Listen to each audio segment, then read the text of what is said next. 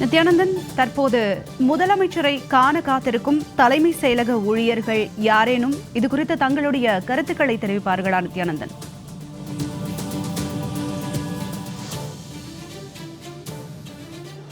மிக முக்கியமான கேள்வி. முதலமைச்சரை பார்ப்பதற்காக அரசு ஊழியர்கள் இருக்கிறார்கள். ஆனால் அரசு ஊழியர்கள் செய்தியாளர்களை சந்திக்கக்கூடாது என்று ஒரு மரபு இருக்கிறது. அந்த வகையில் அவர்கள் செய்தியாளர்களை சந்தித்து பேச அவர்கள் முன்வர மாட்டார்கள் என்பது இந்த நேரத்தில் குறிப்பிடத்தக்கதாக இருக்கிறது. பலரும் இந்த பகுதியில் இருப்பவர்கள் அரசு ஊழியர்களாக இருக்கிறார்கள். நம்மை சுற்றி இருப்பவர்களும் அரசு ஊழியர்களாக தான் இருந்திருக்கிறார்கள். பலரும் அந்த அரசு ஊழியர்கள் என்பதற்கான அந்த ஐடி கார்டோடு நிற்கக்கூடிய அந்த காட்சி, அவர்களெல்லாம் அரசு ஊழியர்கள் தான் ஒட்டுமொத்தமாக நிற்பவர்களாகவே அவர்கள் செய்தியாளர்களை சந்திப்பது என்பது மரபாக இருக்காது. அந்த வகையில் நின்று கொண்டிருக்கக்கூடிய காட்சி நமக்கு எதிர்ப்புறத்தில் நிற்பவர்களெல்லாம் கூட அரசு ஊழியர்கள். பலரும் அந்தந்த துறையுடைய ஐடி கார்டோடு நின்று முதலமைச்சரை வரவேற்பதற்காக நின்று கொண்டிருக்கிறார்கள். ஆகவே அவர்கள் செய்தியாளர்களை சந்திக்க மாட்டார்கள். ஆனால் தாவேகாவுடைய தொண்டர்கள், அதே போல அமைச்சர்களுக்கு வாழ்த்து கூற வந்திருப்பவர்களெல்லாம் பலரும் இருக்கிறார்கள். ஆகவே தொடர்ச்சியாக அவர்களிடம் சந்திக்கலாம். ஆனால் இந்த பகுதியில் முதலமைச்சரை பார்ப்பதற்காக ஒரு பெரும் அதிகளவில் கூட்டம் இருப்பதன் காரணமாக இங்கிருந்து அவர்களிடம் செல்ல முடியாத ஒரு சூழலும் இருக்கிறது. நித்யானந்தன், தற்போது முதலமைச்சர் பதவியேற்று 2 வார காலத்திற்கும் மேலாகிறது. இந்நிலையில் அரசு ஊழியர்கள் அவரை காண ஆர்வம் காட்டுவதன் காரணம் என்ன? அல்லது இன்றைக்கு ஆய்வு மேற்கொள்கிறார் என்பதற்காக இவ்வளவு ஆர்வம் காட்டுகிறார்களா?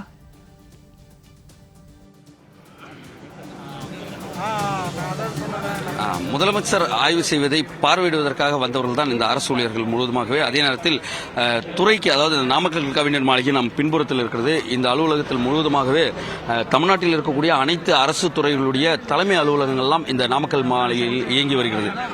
ஒவ்வொரு துறையினுடைய செயலாளர்களுடைய அலுவலகங்கள் உள்ளே இருக்கிறது. அதே போல தமிழகம் முழுவதும் இருக்கக்கூடிய அங்கே இருக்கக்கூடிய புள்ளி விவரங்கள், ஆவணங்கள் என்ன நடைபெற வேண்டும் என்றாலும் அதற்கான தலைமை அலுவலகங்கள் என்பது நாமக்கல் கவிஞர் மாளிகையில் தான் இயங்கி வருகிறது. ஆகவே முதலமைச்சரை பார்ப்பதற்காக அங்கு இருக்கக்கூடிய வருவாய்த்துறை, அதுபோல சுகாதாரத்துறை உள்ளிட்ட பல்வேறு துறை, பள்ளிக்கல்வித்துறை உள்ளே இருக்கிறது. அதேபோல கனிமவளத்துறை உள்ளிட்ட பல்வேறு துறை, உயர்கல்வித்துறை உள்ளிட்ட பல்வேறு துறைகள் இருக்கிறது. அனைத்து துறையை சார்ந்த ஊழியர்களும் முதலமைச்சரை பார்ப்பதற்காக இந்த பகுதியில் வந்து நின்று கொண்டிருக்கக்கூடிய காட்சி நாம் பார்ப்பது ஒரு பகுதியை தான் பார்க்கிறோம். மறுபுறத்திலும் அரசு ஊழியர்கள் நின்று கொண்டிருக்கக்கூடிய காட்சி, அதேபோல பூங்கொத்தோடு அமைச்சர்களுக்கு வாழ்த்து கூற வந்தவர்கள் ஒரு புறம் என தலைமைச் செயலகத்தை சுற்றி இருக்கக்கூடிய இந்த சாலை முழுவதுமே பொதுமக்கள், அரசு ஊழியர்கள் என அனைவருமே நின்று கொண்டிருக்கக்கூடிய அந்த காட்சிகளை தான் தற்போது நம்முடைய ஒளிப்பதிவாளர் சுரேந்தர் நமக்காக அந்த காட்சிகளை காட்சிப்படுத்திக் கொண்டிருக்கிறார். ஆகவே இன்று முதலமைச்சரை பார்த்துவிட வேண்டும் என்பதற்காகவும், அதே போல வீடியோ கால்கள் மூலமாக வீட்டில் இருப்பவர்களுக்கு காண்பிக்கக்கூடியதும் இந்த பகுதியில் இருக்கிறது. என்றால் வீடுகளில் இருப்பவர்கள் நேரடியாக முதலமைச்சரை அவரவர்கள் உறவினர்கள் மூலமாக பார்ப்பதும், அதே போல தொடர்ச்சியாக நண்பர்கள் குழுவில் வாட்ஸ்அப் கால் செய்து அவர்களுக்கு காண்பிப்பதுமாக இந்த பகுதி என்பது மாறி இருக்கிறது. ஆகவே தொடர்ச்சியாக செல்போன்களில் வீடியோ எடுப்பது, படம் எடுப்பது, அதே போல முதலமைச்சர் அருகாமையில் வருவார், அப்பொழுது செல்ஃபி எடுப்பதுமா என அவர் செல்லும் பொழுது உடனடியாக செல்ஃபி எடுத்துக் கொள்ளலாம் என்றும் பலரும் இந்த பகுதியில் செல்போன்களுடன் வரிசையாக நின்று கொண்டிருக்கக்கூடிய காட்சி, மறுபுறத்தில் காவலர்கள் இங்கு உள்ளே சென்று ஒழுங்குபடுத்தக்கூடிய பணியில் ஈடுபட்டிருக்கக்கூடிய அந்த காட்சிகளும் நம்மால் பார்க்க முடியும். ஆகவே ஒட்டுமொத்தமாக கூறணும் என்றால் தமிழ்நாடு முதலமைச்சர் ஜோசப் விஜயை பார்ப்பதற்காக ஏராளமான அரசு ஊழியர்கள், பொதுமக்கள், தாவேகா தொண்டர்கள், அதே போல வாழ்த்து அமைச்சர்களுக்கு, புதிதாக பொறுப்பேற்றிருக்கக்கூடிய அமைச்சர்களுக்கு வாழ்த்து கூறுவது வந்தவர்கள் என அனைவரும் இருந்து வருகிறார்கள். என்றால் 12 நாட்களாக முதலமைச்சர் பல துறைகளுடைய அரசு துறை செயலாளர்களுடன் ஆலோசனையில் ஈடுபட்டிருந்தார்கள். ஆனால் இன்று தலைமைச் செயலகத்திற்கு உள்ளாக இருக்கக்கூடிய பகுதியிலே சுற்றி ஆய்வு செய்வதால் ஏராளமான அரசு ஊழியர்கள் அதை பார்ப்பதற்காகவும் முதலமைச்சரை பார்த்து வாழ்த்து கூறுவதற்காகவும் நின்று கொண்டிருக்கிறார்கள். அதே போல மறுபுறத்தில் திரையில் பார்த்தவரை நேரில் பார்க்கிறோம் என்ற ஒரு ஆர்வமும் அரசு ஊழியர்கள் மத்தியில் ஏற்பட்டிருக்கிறது. அவர்களும் நின்று பார்க்கிறார்கள். ஆகவே இது சிறு குழந்தைகள் முதல் கர்ப்பிணி பெண்கள் வரை ஒட்டுமொத்தமாக நின்று அவரை முதலமைச்சரை பார்ப்பதற்காக இந்த பகுதிக்கு வந்திருக்கக்கூடிய அந்த காட்சிகளை தற்போது பார்க்கிறோம். நம்முடைய ஒளிப்பதிவாளர் சுரேந்தர் நமக்கு காண்பிக்கக்கூடிய அந்த காட்சிகளை பார்க்கிறோம்.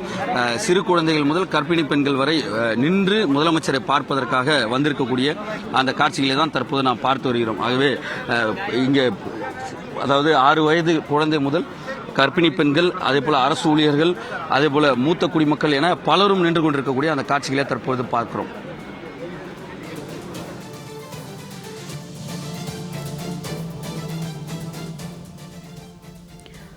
நித்யானந்தன், தற்போது முதலமைச்சர் விஜயை அவ்விடத்தில் காண காத்திருக்கும் அனைவருமே அரசு ஊழியரா அல்லது அவ்விடத்தில் பொதுமக்களும் உள்ளனரா? நித்யானந்தன்,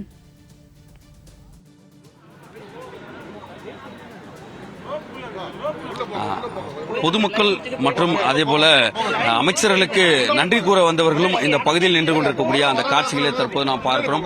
நம்முடைய ஒளிப்பதிவாளர் இந்த பகுதியில் நின்று நமக்காக அந்த காட்சிகளை காட்சிப்படுத்தி இருக்கக்கூடிய அந்த காட்சிகளை தற்போது பார்க்கிறோம். பொதுமக்கள் வந்திருக்கிறார்கள், அதே போல அமைச்சர்களுக்கு வாழ்த்து கூறவர்களுக்கும் வந்திருக்கிறார்கள். அதே போல அரசூழியர்கள் தான் அதிகமானவர்கள் இந்த பகுதியில் நின்று தற்போது முதலமைச்சரை வரவேற்பதற்காகவும் அதே போல அவரை பார்ப்பதற்காகவும் நின்று கொண்டிருக்கக்கூடிய காட்சி. ஆனால் தலைமைச் செயலகத்திற்குள்ளாக பொதுமக்கள் அதிக அளவில் உள்ளே வர முடியாது. அதே நேரத்தில் வாழ்த்து கூற வந்தவர்கள் அதே போல அரசூழியர்கள், இங்கு நிற்பவர்களில் பெரும்பான்மையானவர்கள் அரசூழியர்களாக மட்டுமே இருக்கிறார்கள். என்றால் இங்கு நாமக்கல் மாளிகையில் மட்டும் சுமார் 2000 அரசூழியர்கள் பணியாற்றி வருகிறார். 2000க்கும் மேற்பட்டவர்கள் இருக்கிறார்கள்.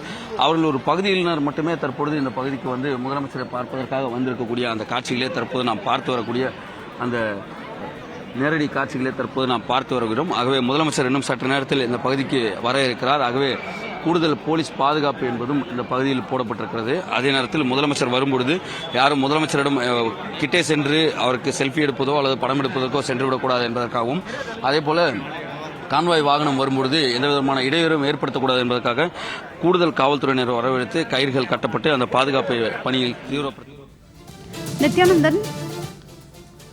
நித்யானந்தன், தாங்கள் பல வருடமாக தலைமை செயலக செய்தியாளராக உள்ளீர்கள். இதற்கு முன் இருந்த முதலமைச்சர்கள் யாரேனும் இத்தகைய ஆய்வை மேற்கொண்டுள்ளனரா? இது எப்படிப்பட்ட ஆய்வு நித்யானந்தன்?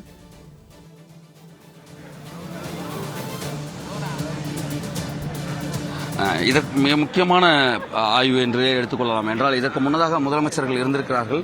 அப்பொழுதெல்லாம் முதலமைச்சருடைய சேம்பரில் இருந்து நாமக்கல் கவிஞர் மாளிகைக்கு ஆய்வுக் கூட்டம் அல்லது முதலமைச்சரிடம் செக்ரட்டரியுடன் ஆய்வுகள் என 10வது மாடியில் நாமக்கல் மாளிகையில் ஒரு கூட்டம் நடைபெறும். அங்கு ஒரு பெரிய அரங்கம் இருக்கிறது. 200 பேருக்கு மேலாக அமரக்கூடிய ஒரு அரங்கம் இருக்கிறது. ஆகவே முதலமைச்சர்கள் நேரடியாக அவருடைய கான்வாய் வாகனங்கள் காரில் வருவார்கள். முன்னாள் முதலமைச்சர் மு க ஸ்டாலினும் காரில் நேரடியாக வந்து இறங்கி மேலே 10வது மாடிக்கு சென்று விடுவார். ஆனால் தமிழ்நாடு முதலமைச்சராக இருக்கக்கூடிய ஜோசப் விஜய் பேட்டரி கார் மூலமாக தற்பொழுது இந்த பகுதியை சுற்றி பார்க்கிறார். ஆகவே சுற்றி ஆய்வு செய்யக்கூடிய அந்த பணி நடைபெறுவதால் ஏராளமான அரசு ஊழியர்கள் வருகிறார்கள். அதே போல இதற்கு முன்னதாக வரக்கூடிய அமைச்சர்கள் அதாவது முதலமைச்சர்கள் எல்லாம் சட்டப்பேரவைக்கு வந்திருக்கிறார்கள். அதே போல எதிர்க்கட்சி தலைவராக இருந்திருக்கிறார்கள், முதலமைச்சராக இருந்திருக்கிறார்கள். ஆனால் ஜோசப் விஜய் முதலமைச்சரை பொறுத்தவரை முதல் முறையாக அவர் தலைமைச் செயலகம் வரும்பொழுது தேர்தல் காலத்தில் நேரடியாக வந்து தலைமை தேர்தல் அதிகாரியை சந்தித்துவிட்டு மனு கொடுத்துவிட்டு சென்று விட்டார். அதன் பிறகாக முதலமைச்சராக மட்டுமே உள்ள வந்தார். அதன் பிறகு முதலமைச்சராக வந்ததுக்கு பிறகாக அவர் தொடர்ச்சியாக முதலமைச்சராக வரும்பொழுது பல்வேறு பாதுகாப்பு, அதே நேரத்தில் முதலமைச்சர் அறைக்கு நேரடியாக சென்று முதலமைச்சராக பொறுப்பேற்பது என இந்த விவகாரத்தில் மட்டுமே இருந்திருக்கக்கூடிய சூழல் இருந்தது. ஆகவே இப்படியாக சூழல் அமைந்ததன் காரணமாக அவர் தலைமைச் செயலகத்தில் சுற்றி என்னென்ன இருக்கிறது, தலைமைச் செயலகம் என்பது செயின்ட் ஜார்ஜ் கோட்டை என்பது பாரம்பரியம் மிக்க ஒரு கட்டிடம். ஆகவே இது வெள்ளைக்காரர்களுடைய காலகட்டங்களில் கட்டப்பட்டது, வெளிநாட்டவர்களால் கட்டப்பட்டது. ஆனால் இன்னமும்